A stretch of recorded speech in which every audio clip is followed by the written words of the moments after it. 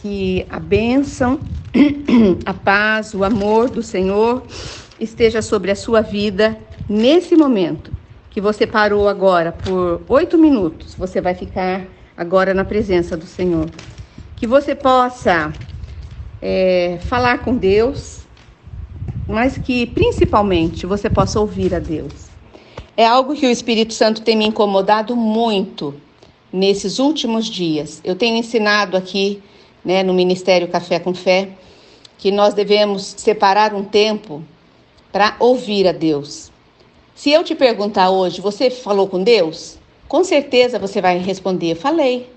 Porque a Bíblia nos ensina que nós devemos falar com Deus andando pelo caminho, dirigindo o nosso carro, trabalhando, lavando louça. O que nós estivermos fazendo, nós podemos estar orando, não é verdade? Mas Deus tem me revelado que nós precisamos de um tempo, uma meia hora, 40 minutos, 1 hora, não sei. Isso é o Espírito Santo que diz. Que você precisa ficar em silêncio, ouvindo Deus falar com você. Ouvindo a resposta para as suas orações, a resposta para os seus pedidos. Amém? Então, isso tem me incomodado, isso tem mudado a minha vida e o Senhor tem me acordado. 4:30 da manhã, 5 horas, na maioria das vezes para ouvi-lo mesmo. Que Deus te abençoe. Nós vamos continuar em Lucas 6, versículo 39 agora. A parábola do cego que guia a outro cego. Propôs-lhes também uma parábola. Pode, porventura, um cego guiar a outro cego? Não cairão ambos no barranco? Sabe do que essa palavra está falando? Do perigo de pessoas que não foram chamadas por Deus, que não foram ungidas por Deus, que não estudam a palavra, que não se preparam e querem ter liderança espiritual. Esse é um cego guiando outro cego.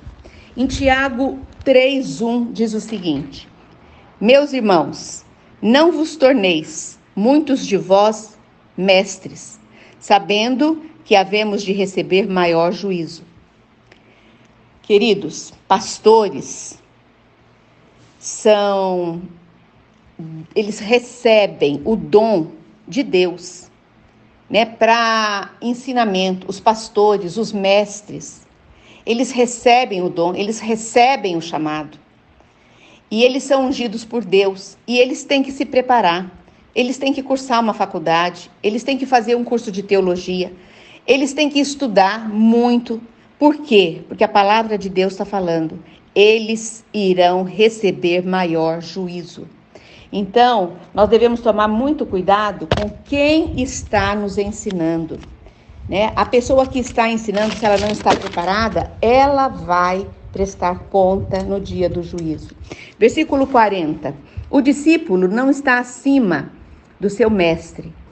Todo aquele, porém, que for bem instruído, será como o seu mestre. Aqui diz uma coisa muito linda. A palavra de Deus diz que quando nós caminhamos com um mestre, com um pastor, com uma pastora, o discípulo ele não vai estar acima do mestre, ele vai estar parecido com o mestre. Ele foi instruído por aquele mestre e ele vai se tornar como aquele mestre. Porque Deus ensina o pastor, Deus ensina o mestre e o mestre ensina o discípulo. E o discípulo se torna parecido com o pastor. Como a palavra de Deus diz que Jesus é o bom pastor e as ovelhas ouvem a voz do bom pastor, atendem o chamado dele e são cuidadas por ele. O cuidado, que nós recebemos do Senhor, quando nós temos um bom pastor ao nosso lado, não tem preço. O versículo 41 diz: Por que vês o argueiro no olho do teu irmão, porém não reparas na trave que está no teu próprio olho? O que é por que vês tu? Quando você está olhando para o outro, quando você tem que tomar cuidado, com as nossas falhas, porque nós devemos perceber e prestar atenção mais nas nossas falhas, né, do que no olho, na falha do nosso irmão. Aqui fala que o que é argueiro, né? Porque tu fica olhando o argueiro no olho do teu irmão. Argueiro é o pecado na vida do teu irmão. Por que você fica olhando, nossa, ele fez isso, nossa, ele faz isso? Pare com isso. A palavra de Deus está falando que é para você olhar a trave que está no teu próprio olho. O 42 diz o seguinte: como poderá dizer a teu irmão, deixa, irmão, que eu tire o argueiro, né, o pecado, do teu olho, não vendo tu mesmo a trave que está no teu? Sabe como o Senhor chama isso? Se nós dermos atenção e ficarmos olhando para o pecado alheio e não cuidarmos do nosso pecado, nós ficarmos julgando o outro e não sararmos o nosso pecado, o Senhor chama hipócritas. Tire primeiro a trave do teu olho e então verás claramente para tirar o argueiro que está no olho do teu irmão. Reconhece primeiro que você é pecador, que você necessita da graça, da presença do Senhor, da cura, do perdão. Chegue diante de Deus com o coração quebrantado e peça para Ele: Senhor, me perdoa, tira esse pecado da minha vida. E aí sim você terá condição não de ficar olhando o pecado do outro, mas de ser usado para abençoar a outra pessoa. Quem que é hipócrita? É quem finge ser algo que não é, para reconhecimento público. O hipócrita é aquele que ele esquece que Deus está vendo o que ele está fazendo lá no oculto. É aquele que se demonstra para as pessoas de um jeito, mas que no seu interior ele trata as pessoas de uma outra forma diferente. No seu pensamento, no seu julgamento. Isso é hipócrita. A Bíblia diz que Deus não aceita a hipocrisia. Amém? Uma palavra forte nessa palavra de hoje, mas uma palavra também de transformação de vida, de crescimento espiritual. Eu uso sempre uma ilustração que nós somos como uma escada. O cristão é como uma escada.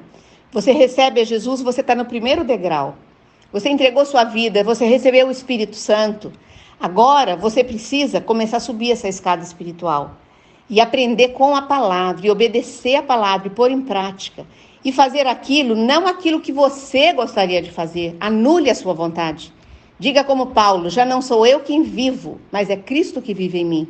E faça o que a palavra te diz para fazer. Isso é subir os degrauzinhos. Amém? Vamos orar? Senhor Deus e Pai, louvado seja o teu nome, engrandecido seja o teu nome, santo, santo, santo é o teu nome. Pai, nós não temos nem palavras para te agradecer hoje. Por tanto ensinamento, Pai, por tantas oportunidades de crescimento que nós estamos tendo, de ter a nossa vida transformada, de ter a nossa alma, o nosso espírito alimentado. Senhor, tira de nós tudo que é carnal, tudo que é pecaminoso, tudo que vem do nosso coração, porque a tua palavra diz que do nosso coração procedem coisas terríveis, como inveja, como ciúmes, como orgulho, como mágoa, como falta de perdão. Tira isso de nós, limpa, Senhor, e que nós possamos produzir os frutos do teu Espírito: amor, bondade, mansidão, domínio próprio. Nos ajuda, Senhor, a termos a vida transformada e subirmos a escada da santificação. É o que eu te peço nessa noite, para todos que estão ouvindo esta mensagem. Em nome de Jesus. Amém. Deus te abençoe. Até amanhã, nesse mesmo horário.